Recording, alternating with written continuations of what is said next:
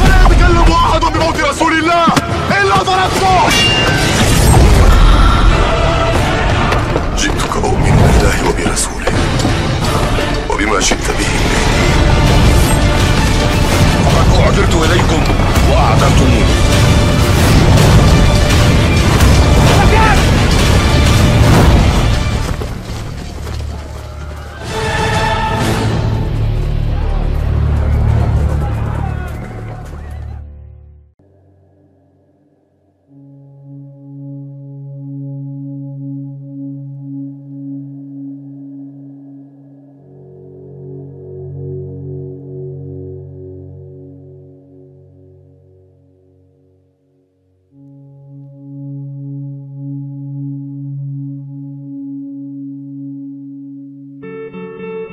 Dalam sudut pandang Sunni, Imam Mahdi adalah sosok yang diyakini akan muncul di akhir zaman sebagai pemimpin umat Islam yang adil dan bijaksana. Kehadirannya menjadi harapan besar bagi umat yang sedang dilanda kekacauan, ketidakadilan, dan fitnah yang meluas. Dalam berbagai riwayat hadits, terutama yang berasal dari sumber-sumber Sunni seperti Sahih Abu Dawud, Sunan Tirmidzi, dan Musnad Ahmad, terdapat sejumlah ciri fisik dan kepribadian yang dijelaskan mengenai sosok Imam Mahdi. Meskipun tidak semua ulama sepakat dalam menafsirkan hadits-hadits tersebut secara literal, namun secara umum ada gambaran fisik tertentu yang dikaitkan dengan Imam Mahdi. Imam Mahdi digambarkan sebagai seorang laki-laki keturunan langsung dari Nabi Muhammad melalui garis cucunya yang bernama Hasan. Ia berasal dari keluarga Bani Hashim dan secara khusus disebutkan akan berasal dari keturunan Fatimah, putri Nabi Muhammad. Riwayat-riwayat hadits menyebutkan bahwa namanya akan sama dengan nama Nabi, yaitu Muhammad, dan nama ayahnya juga akan sama dengan ayah Nabi, yaitu Abdullah. Maka, ia disebut sebagai Muhammad bin Abdullah. Secara fisik, Imam Mahdi digambarkan memiliki wajah yang cerah dan bercahaya. Kulitnya berwarna cerah antara putih dan kemerahan.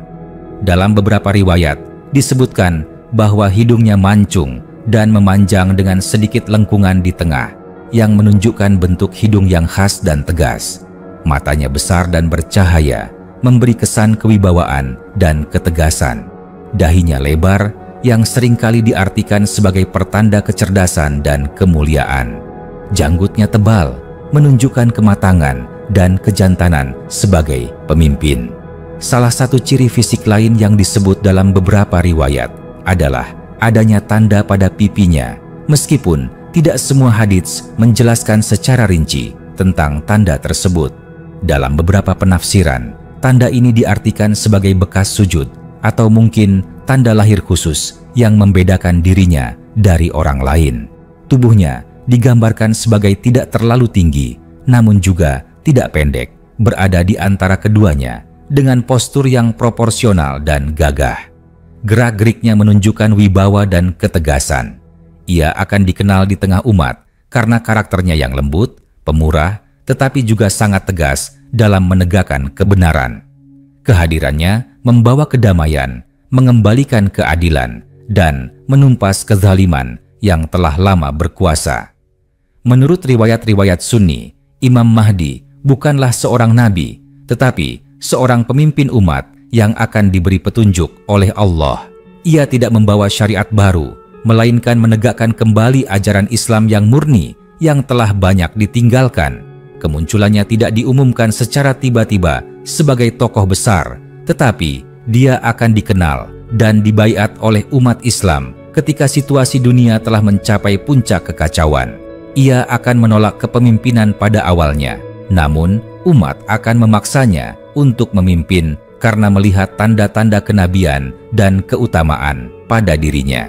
Kehadirannya akan disertai dengan berbagai tanda-tanda besar, termasuk munculnya banyak fitnah, perang, serta fenomena alam dan sosial yang menandai akhir zaman. Dalam beberapa riwayat juga disebutkan bahwa ia akan memimpin selama 7 atau 9 tahun, dan selama masa itu dunia akan dipenuhi dengan keadilan setelah sebelumnya penuh dengan ketidakadilan. Imam Mahdi, menurut pandangan Sunni, bukan tokoh mistik yang gaib sejak dahulu dan bersembunyi di suatu tempat, melainkan manusia biasa yang akan dilahirkan seperti manusia lainnya dan baru dikenal masyarakat saat waktunya tiba. Keyakinan ini berbeda dengan sebagian pandangan kelompok Syiah yang mempercayai bahwa Imam Mahdi sudah lahir dan bersembunyi hingga saat kemunculannya. Demikianlah gambaran tentang ciri fisik dan sosok Imam Mahdi menurut sudut pandang Sunni. Ia adalah sosok yang akan menjadi harapan umat di tengah kegelapan zaman, pemimpin yang membawa cahaya keadilan dan kebenaran, serta pembaharu yang akan menghidupkan kembali nilai-nilai Islam yang sejati.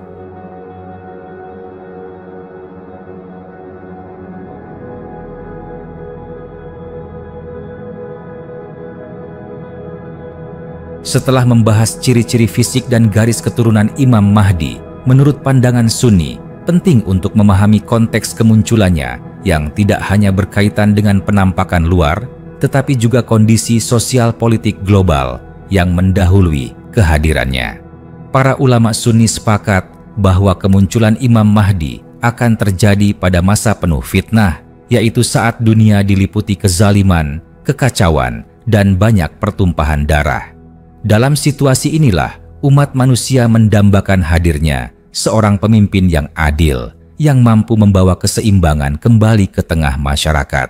Riwayat-riwayat dari Nabi Muhammad menyebutkan bahwa Imam Mahdi akan muncul di tengah krisis besar yang menimpa umat Islam. Pada awalnya, ia akan hidup sebagaimana manusia biasa, tanpa dikenal luas oleh masyarakat. Ia tidak menampilkan dirinya sebagai tokoh besar ataupun pemimpin yang ditunggu-tunggu. Namun, perubahan besar akan mulai terlihat ketika umat mulai menyadari siapa dia sebenarnya melalui tanda-tanda yang sudah dijelaskan dalam hadits. Beberapa hadits menyebutkan bahwa Imam Mahdi akan dibaiat di dekat Ka'bah antara Hajar Aswad dan Maqam Ibrahim oleh sekelompok orang yang mengenalnya dan meyakini kepemimpinannya. Baiat ini terjadi bukan karena ambisi pribadi, tetapi karena desakan dan pengakuan umat atas kelayakan dan keutamaannya. Setelah dibaiat, Imam Mahdi akan mulai memimpin umat dan menegakkan keadilan dengan cara yang belum pernah disaksikan sejak masa kekhalifahan Islam yang awal. Ia akan membasmi para penguasa zalim, memerangi fitnah yang tersebar luas, dan mempersatukan umat Islam di bawah satu kepemimpinan yang kuat dan benar. Pemerintahannya akan membawa berkah bagi umat manusia. Hujan akan turun dengan teratur, bumi akan mengeluarkan hasilnya dengan berlimpah, dan kehidupan akan menjadi makmur. Tidak akan ada orang miskin yang terlantar, dan harta zakat akan sulit disalurkan, karena seluruh umat hidup dalam kecukupan. Selain itu, menurut sebagian riwayat, Imam Mahdi akan bersekutu dengan Nabi Isa, putra Maryam, yang akan turun dari langit untuk membunuh Dajjal, musuh besar umat manusia di akhir zaman. Imam Mahdi akan memimpin umat Islam dalam menyiapkan kekuatan dan barisan kaum beriman, sementara Nabi Isa akan menjadi penegas kebenaran dan penghapus fitnah Dajjal. Kolaborasi keduanya akan mengakhiri masa-masa tergelap dalam sejarah umat manusia. Dalam memerintah, Imam Mahdi akan berpegang teguh pada sunnah Nabi Muhammad. Ia tidak menciptakan hukum baru, tetapi menegakkan kembali syariat Islam sebagaimana yang diajarkan oleh Rasulullah dan dilanjutkan oleh para sahabat. Karena itulah ia disebut sebagai pembaharu akhir zaman, bukan sebagai nabi atau rasul. Peranannya sangat penting dalam menyatukan kembali umat Islam yang telah lama tercerai-berai akibat konflik internal dan perpecahan mazhab. Para ulama Sunni mengingatkan bahwa penting bagi umat untuk tidak terjebak pada klaim-klaim palsu mengenai Mahdi palsu yang sering muncul dalam sejarah Islam. Banyak orang yang mengaku sebagai Mahdi dengan dalih-dalih spiritual maupun politik, padahal tidak memiliki tanda-tanda sebagaimana yang dijelaskan dalam hadits. Oleh sebab itu, dalam akidah Ahlus Sunnah wal Jamaah, kemunculan Imam Mahdi tidak dijadikan sebagai pokok keimanan, namun tetap diyakini sebagai bagian dari tanda besar akhir zaman yang disebut oleh Rasulullah sendiri dalam banyak hadits yang syahih. Sebagai penutup, Imam Mahdi dalam pandangan Sunni adalah seorang tokoh nyata yang akan muncul menjelang kiamat. Ia memiliki ciri fisik dan keturunan yang jelas, kepribadian yang luhur, dan misi suci untuk menegakkan keadilan serta menghapus kezaliman di muka bumi. Kemunculannya bukan sekadar harapan spiritual, melainkan bagian dari janji Allah kepada umat Islam yang akan ditepati pada saat yang telah ditentukan. Umat Islam dituntut untuk memperkuat iman, memperbanyak amal saleh, dan menjaga persatuan agar siap menyambut pemimpin akhir zaman yang dijanjikan ini. Setelah memahami sifat fisik, keturunan, dan peran Imam Mahdi, menurut pandangan Sunni, kita juga harus meninjau bagaimana para ulama klasik dan kontemporer merespons berbagai riwayat tentang beliau. Riwayat-riwayat yang menjelaskan tentang Imam Mahdi tidak semuanya berada dalam satu kitab hadits saja, melainkan tersebar di banyak sumber yang kredibel dalam tradisi Sunni, seperti Sahih Abu Dawud, Sunan Ibnu Majah, Sunan Tirmidzi, Musnad Ahmad bin Hanbal, bahkan ada yang disinggung dalam Sahih Al-Bukhari dan Sahih Muslim, meskipun tidak secara eksplisit menggunakan istilah Mahdi. Banyak ulama hadits dan ahli fikih menyepakati bahwa riwayat-riwayat mengenai Imam Mahdi mencapai derajat mutawatir secara maknawi. Artinya, jumlah perawi yang meriwayatkan hadits-hadits ini cukup banyak dan saling memperkuat satu sama lain, sehingga keyakinan akan kemunculan Imam Mahdi menjadi bagian dari akidah yang sah dalam pandangan Sunni.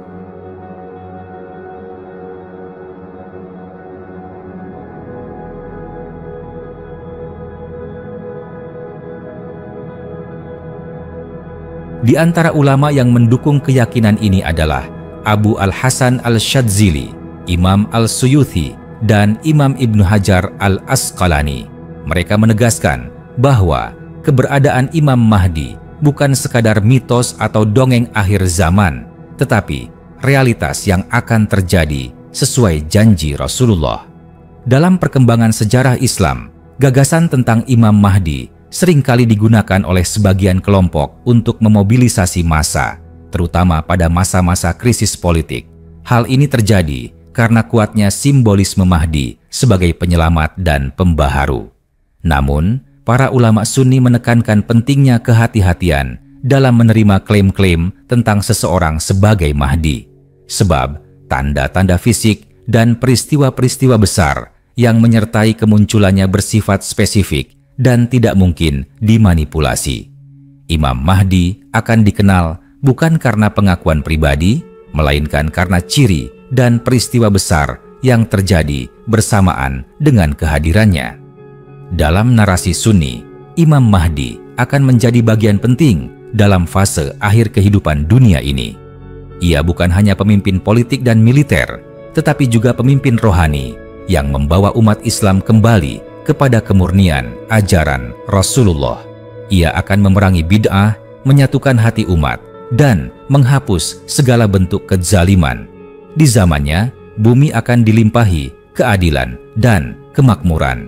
Orang yang selama ini tertindas akan mendapatkan haknya, dan orang-orang zalim akan dihancurkan.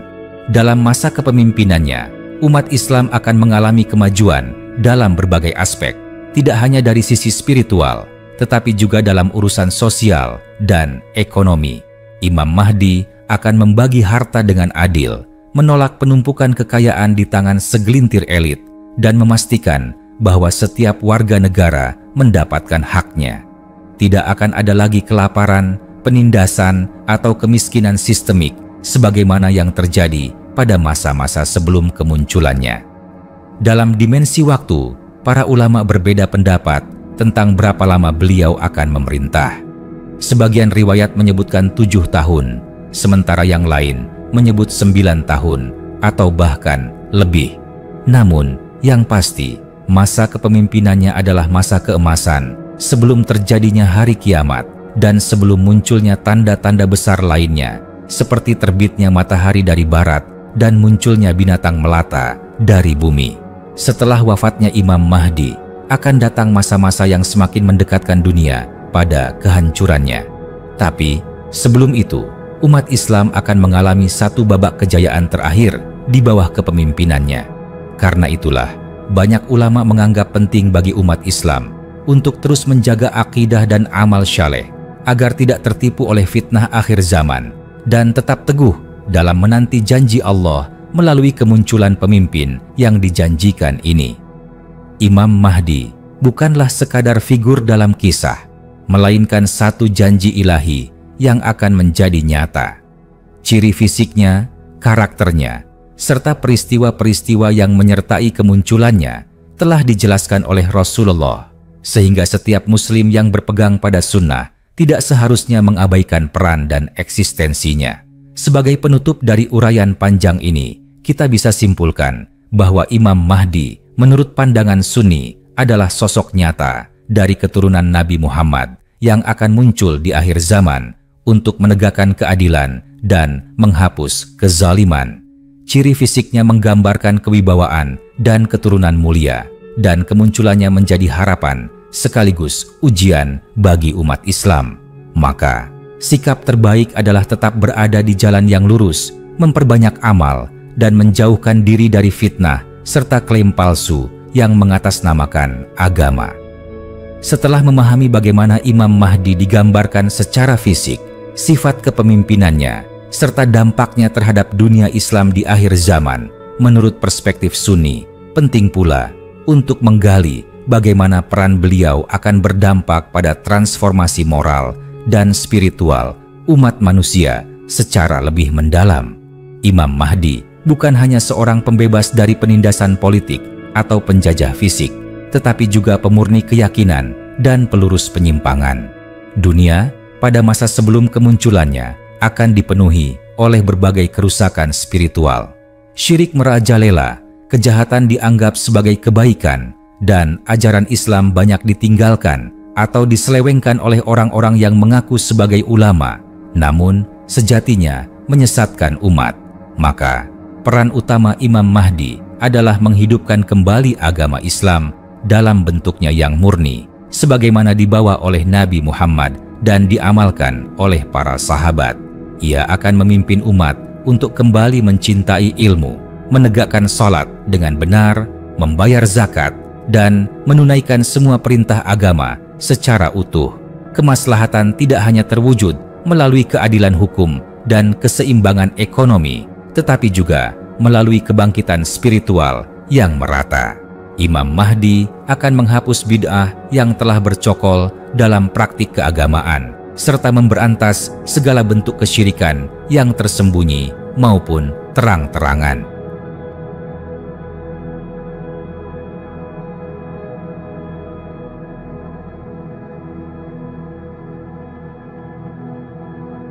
Umat Islam akan kembali menjadi umat terbaik yang memerintahkan kepada kebaikan dan mencegah kemungkaran. Dalam konteks ini, para ulama Sunni menjelaskan bahwa salah satu keagungan Imam Mahdi adalah kemampuannya memimpin dengan ilmu dan hati yang jernih. Ia bukan orang biasa yang tiba-tiba muncul dan menyampaikan klaim spiritual, melainkan seseorang yang sejak kecil telah dipersiapkan oleh Allah melalui pendidikan, ujian hidup, dan pencerahan batin. Meskipun ia tidak menyadari sejak awal bahwa ia akan menjadi Mahdi, kehidupan yang ia jalani akan membentuknya menjadi pribadi yang layak untuk memimpin umat. Saat masa kepemimpinannya berlangsung, Imam Mahdi akan mengangkat kembali para ulama yang lurus, menempatkan orang-orang saleh di posisi yang strategis, dan menjauhkan kekuasaan dari tangan orang-orang munafik, korup, dan zalim. Ia tidak memimpin seorang diri, tetapi akan dikelilingi oleh orang-orang pilihan dari berbagai penjuru dunia Islam. Bersama mereka, Imam Mahdi akan membentuk pemerintahan Islam yang tidak hanya kuat secara politik, tetapi juga kokoh secara moral. Yang menarik, dalam beberapa riwayat disebutkan bahwa akan ada perang besar yang disebut Malhamah Kubra, yaitu pertempuran besar antara kebenaran dan kebatilan, di mana Imam Mahdi akan memimpin pasukan kaum muslimin melawan kekuatan-kekuatan jahat dari barat dan timur. Dalam pertempuran ini, ia akan menunjukkan keberanian, strategi, dan kepemimpinan yang luar biasa. Pasukannya akan terdiri dari orang-orang yang saleh, sabar, dan tidak mencintai dunia.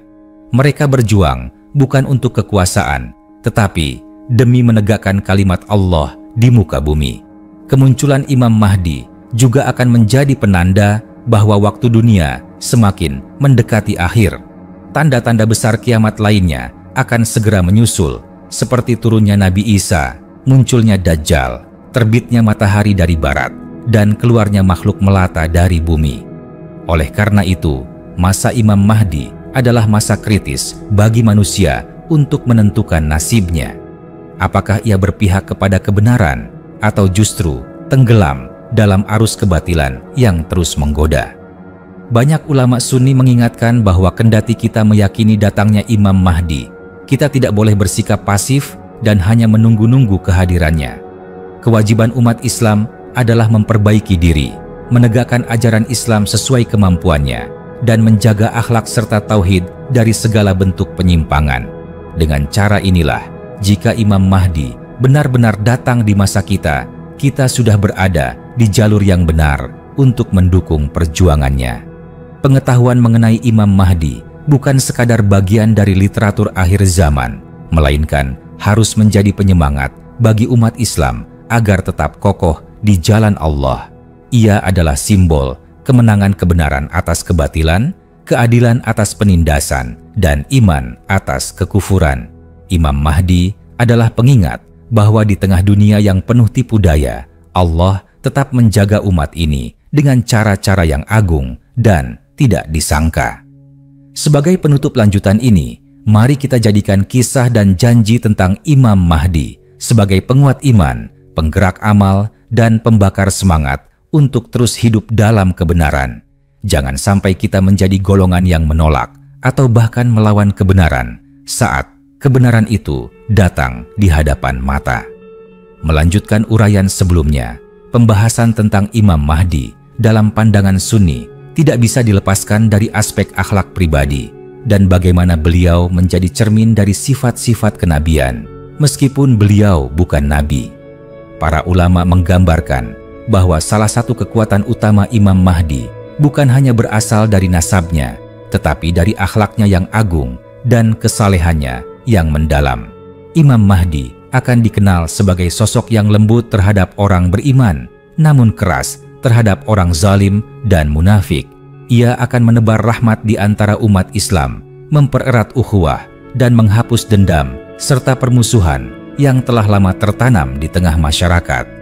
Ketika ia berbicara, suaranya tegas namun menenangkan, dan ketika ia memutuskan perkara, ia adil dan tidak berpihak pada kekuasaan ataupun kelompok tertentu.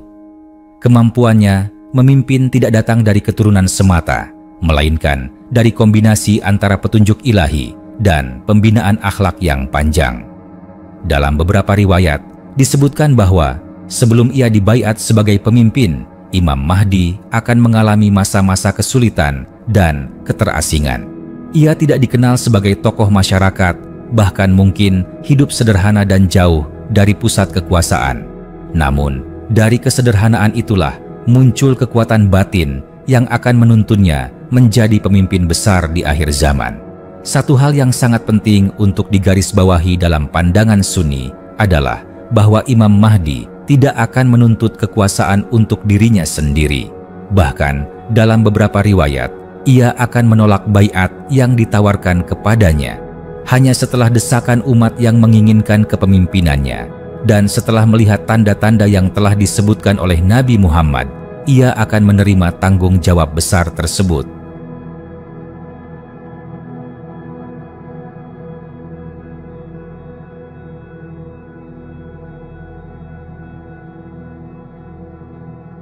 Setelah dibaiat di Mekah, Imam Mahdi akan mulai memimpin umat menuju perubahan yang luar biasa.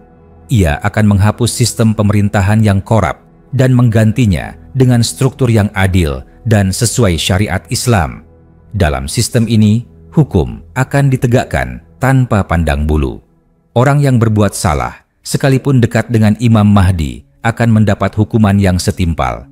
Sebaliknya, orang yang benar akan dilindungi, bahkan jika ia berasal dari kalangan rakyat jelata. Keadilan Imam Mahdi bukan hanya akan terasa oleh umat Islam, tetapi juga oleh non-Muslim yang hidup di bawah kepemimpinannya.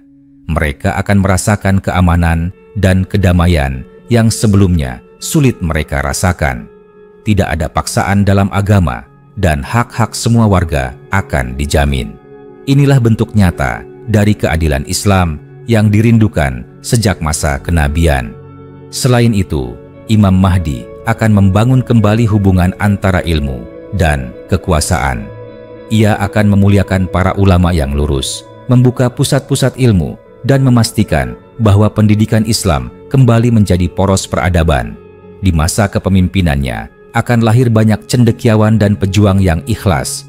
Mereka tidak hanya memelihara ajaran Islam, tetapi juga menyebarkannya ke seluruh penjuru dunia dengan hikmah dan keteladanan. Bersamaan dengan semua pencapaian itu, Imam Mahdi akan tetap hidup dalam kesederhanaan. Ia tidak akan hidup dalam istana mewah atau dikelilingi kekayaan dunia. Ia memilih hidup dekat dengan rakyatnya, menyatu dengan penderitaan umat, dan menjadikan dirinya sebagai teladan dalam semua aspek kehidupan. Kesalehannya bukan sekadar citra, tetapi kenyataan yang terpancar dari setiap tindakan dan kebijakannya.